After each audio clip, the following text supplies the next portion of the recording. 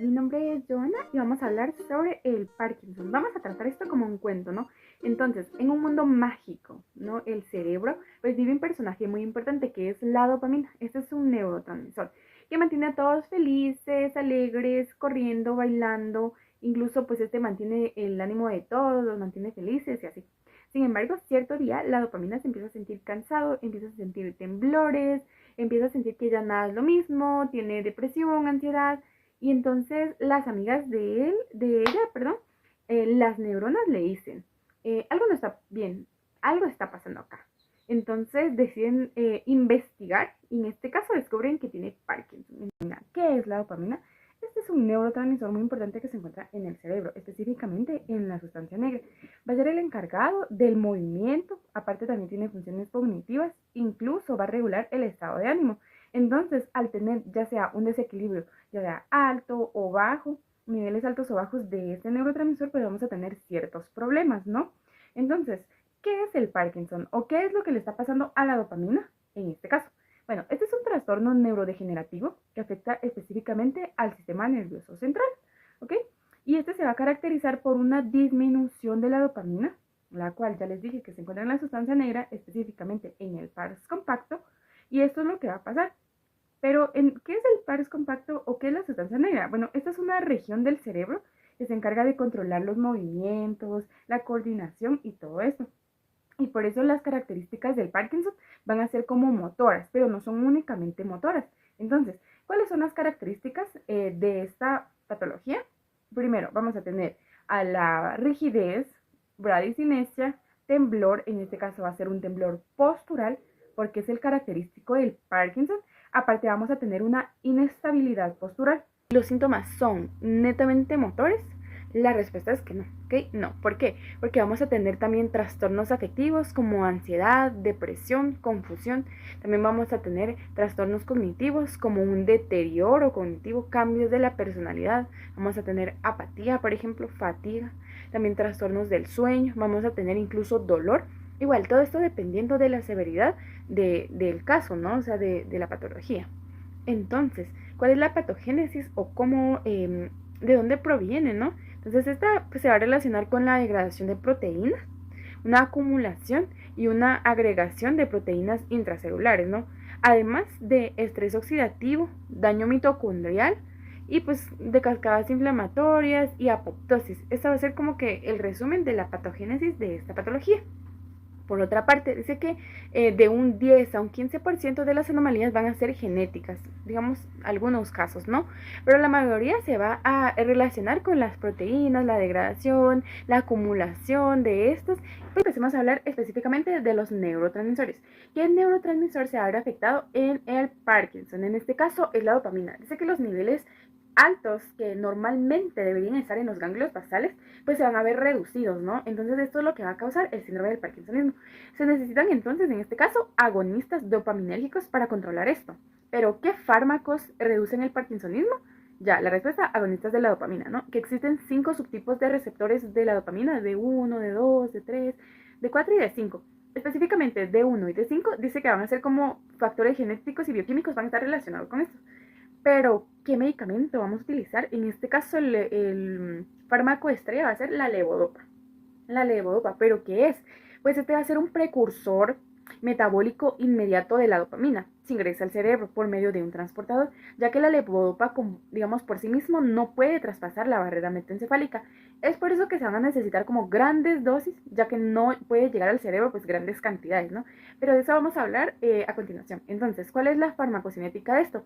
Se va a absorber en el intestino delgado, digamos, va a ser como el mejor área para la absorción, pero va a depender del vaciado gástrico y del pH, ¿no? La semivida de este va a ser de 1 a 3 horas y las concentraciones plasmáticas pues igual se van a ver de 1 a 2 horas después de una dosis. Entonces, como mencionaba anteriormente, solo el 1 al 3% va a llegar al cerebro, de levodopa va a llegar al cerebro. Entonces se necesitan como administrar grandes cantidades para que esto pueda ayudarnos. Por ende, se decidió que para tener mejores resultados, digamos, en el uso clínico, se va a dar en los primeros años de vida, específicamente de 3 a 4 primeros años, no vamos a tener como que mejores resultados. Dice que esto va a ser porque nosotros debemos empezar a disminuir la cantidad de este. Además, dice que no va a disminuir en sí la progresión del Parkinson, solo va a controlarlo, ¿okay? Que es algo también muy importante de mencionar. Además, como les mencionaba, ¿no? Que solo el 1 al 3% de levodopa logra entrar al cerebro. Y por eso, acá tenemos a otro amiguito y que dice, cuando se usa levodopa, por lo general se debe administrar con carbidopa. Entonces, ¿pero qué provoca esto o en qué ayuda? Digamos, el carbidopa pues, es un inhibidor de la dopa descarboxilasa periférica, que significa que va a ayudar a que este medicamento pues, logre traspasar la barrera metoencefálica. Entonces, al ya tener una combinación de carbidopa y levodopa, va a lograr traspasar un 10%, que esto a comparación del 1 al 3% ya es significativo, ¿no?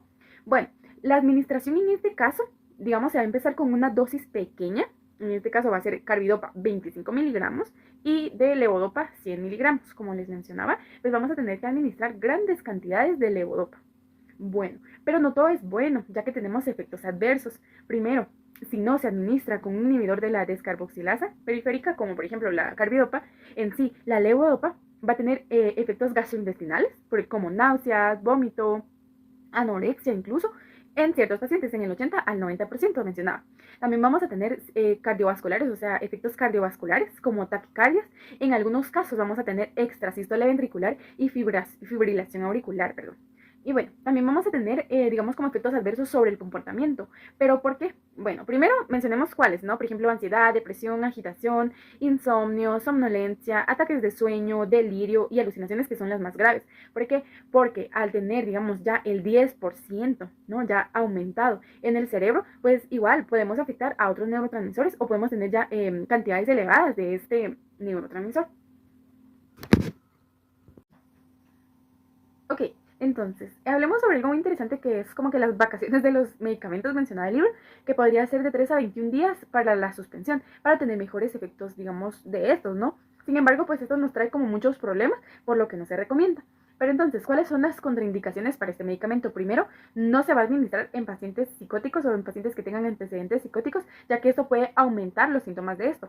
Además, tampoco se debe administrar en personas con glaucoma de ángulo cerrado, tampoco en pacientes con alguna úlcera péptica, por ejemplo, tampoco en pacientes con antecedentes de melanoma. O sea, en esos pacientes no se debe administrar. Bueno, entonces hablemos también sobre los agonistas de la dopamina, que también se considera como la primera línea, digamos, de tratamiento para el Parkinson. ¿Por qué? Porque estos van a actuar de manera directa sobre los receptores de la dopamina, específicamente posináptica, digamos. Bueno, pero ¿como cuáles? Mencionemos 4. Tenemos a la bromocriptina, a la perigoldina, pramipexol, ropinirol, que entonces estos van a ser medicamentos agonistas de la dopamina. Sin embargo, estos también van a tener efectos adversos, por ejemplo, náuseas, vómito, hipertensión postural, discinesias, perturbaciones mentales, ya que van a actuar directamente, o sea que va a llegar a una mayor cantidad, digamos. Bueno, y para finalizar, en el libro también mencionaba como algunos otros tratamientos como la terapia neuroprotectiva, también la terapia de genes, la terapia para manifestaciones no motoras, pues en este caso pues sería como la depresión, la ansiedad, náuseas y todo eso, ¿no? Bueno, en la terapia neuroprotectiva pues prácticamente se van a inhibir, digamos, a antioxidantes, a agonistas del glutamato, fármacos antiinflamatorios. En la terapia de genes se dice que se hicieron estudios, pero por el momento no es como que se tenga como tratamiento principal, ¿no? Y también tenemos procedimientos quirúrgicos para terminar. En este caso se va a hacer como una estimulación en ciertas áreas del cerebro, pues para reducir, digamos, los síntomas de esto. Y bueno, eso es todo. Gracias.